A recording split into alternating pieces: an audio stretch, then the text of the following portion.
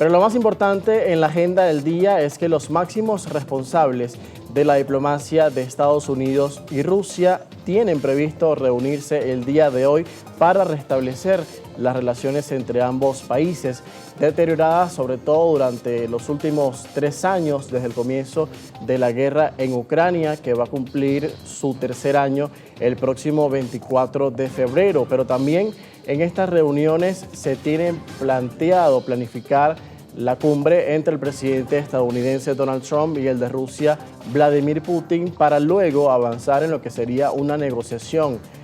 entre Rusia y Estados Unidos en principio para negociar lo que sería el cese de hostilidades en Europa del Este y Ucrania. La pregunta es si Europa y Ucrania van a participar en esta mesa de negociaciones como ellos lo han pedido. Vamos a consultar sobre este tema a nuestro invitado esta mañana, José María Viñals, es director del Máster en Relaciones Internacionales del Instituto de Estudios Bursátiles de Madrid y está conectado con nosotros hasta ahora. Buenos días. Hola, muy buenos días. Muchísimas gracias por atendernos. ¿Qué expectativas tenemos para el momento de lo que está haciendo este encuentro entre Estados Unidos y Rusia en Riad, Arabia Saudita, y qué pudiéramos esperar con los anuncios que se puedan dar? Bueno, yo creo que es un primer encuentro. La importancia del gesto es fundamental. El hecho de que Estados Unidos, que había tenido completamente sancionada tanto al ministro Lavrov como a gran parte del gobierno y de la Duma, se reúna ahora con ellos de igual a igual. El ministro Lavrov presidiendo una parte de la mesa y el secretario de Estado, Marco Rubio, en la otra, para hablar de una posible paz en Ucrania, tiene un simbolismo muy importante y además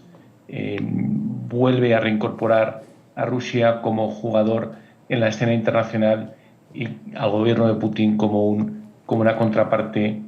válida para Estados Unidos. Y eso implicaría, según sus palabras, el aislamiento de Estados Unidos con Europa, la no participación de la Unión Europea y los líderes europeos, así como de Ucrania, en esta eventual negociación.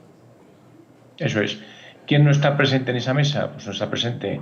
Ucrania, que es el otro contendiente, y tampoco está presente la Unión Europea, que es la gran afectada en términos de seguridad de lo que pueda pasar en Ucrania por las fronteras que tiene la Unión Europea con Ucrania, con Rusia y con Bielorrusia. Pero Estados Unidos lo que ha venido comentando es que se trata de una primera toma de contacto y que luego, de forma escalonada, habrán otros contactos entre Estados Unidos y otras partes entre ellas. De ahí que ayer mismo el enviado especial Kellogg para negociar la paz en Ucrania de la administración Trump se reuniera ayer mismo con la presidenta de la Comisión Europea. Y los europeos han hecho su propia cumbre, que tuvo lugar ayer en París, para ver cuál es la posición común europea y cuáles serían las exigencias europeas para consolidar una paz a medio y largo plazo en Ucrania, en el caso de que se produjera ese tan esperado alto el fuego.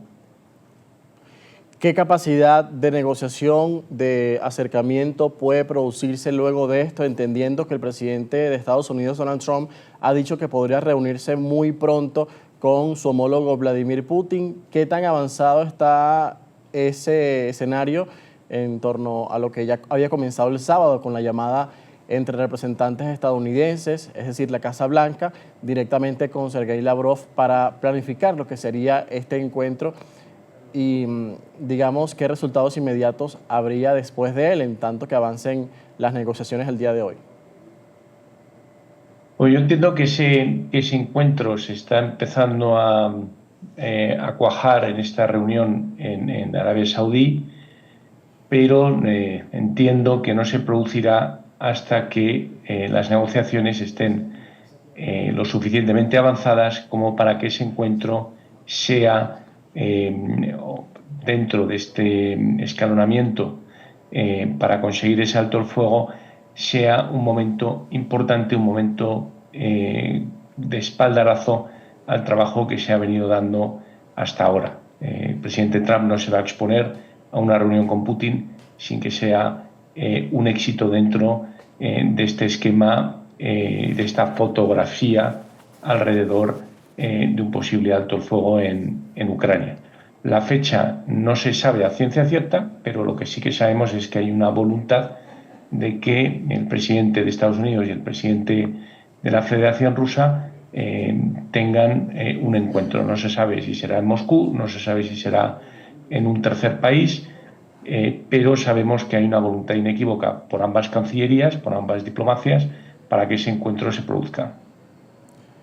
¿Cómo pudiera analizar lo que fue la cumbre ayer de los europeos en París, intentando dar un mensaje de unidad ante lo que sería el cambio de postura de Estados Unidos, mirando más hacia un acercamiento con Rusia para buscar una solución a la guerra en Ucrania, pero también para satisfacer los propios intereses de la administración estadounidense actual? ¿Cómo sopesaría también la posibilidad de lo que se planteó, incluso lo que sugirió Zelensky durante la cumbre de seguridad en Múnich, de que Europa tenga su propio ejército, algo que generó divisiones en el encuentro de ayer? Bueno, la Unión Europea tiene que considerar de forma muy sesuda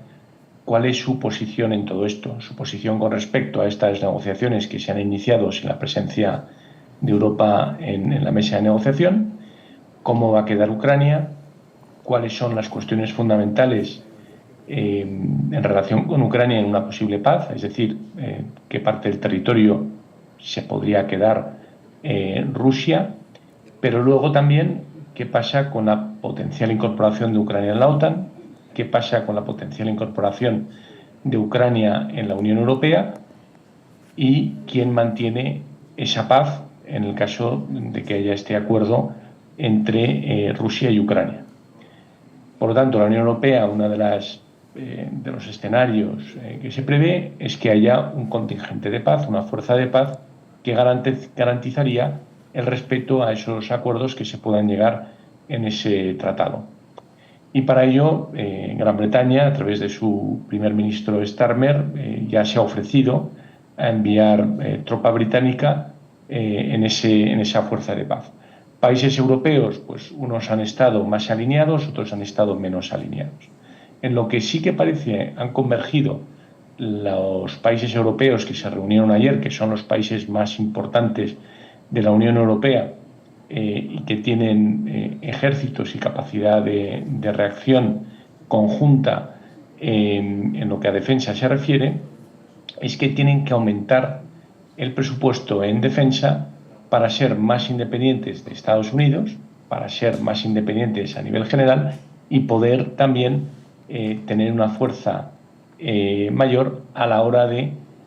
prevenir posibles conflictos, en este caso con Rusia, y otros que pudieran surgir en el futuro y que pudieran afectar a la Unión Europea. No olvidemos que la Unión Europea tiene el reto de Rusia, como estamos viendo en la guerra de Ucrania, pero tiene también otros retos muy importantes en el Mediterráneo,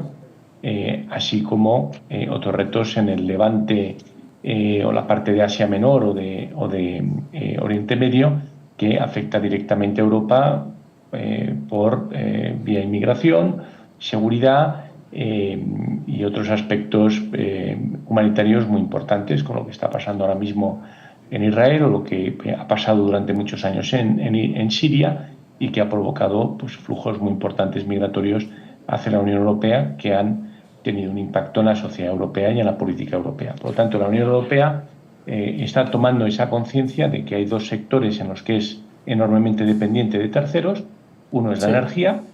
y otro es la defensa. Ciertamente. Temas que están en la agenda del día. Muchísimas gracias a José María Viñals por acompañarnos. Muchas gracias, un gusto.